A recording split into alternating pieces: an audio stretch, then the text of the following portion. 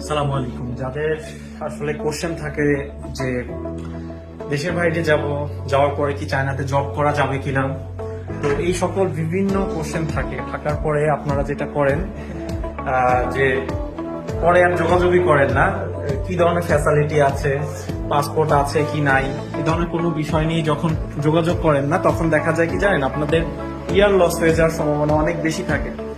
তো ওই জায়গা থেকে আপনাদের বলবো, যদি আপনি আসলে যেতে চান, সরাসরি আমাদের ঢাকা অফিস অথবা গাজীপুর ব্রাঞ্চে আসেন।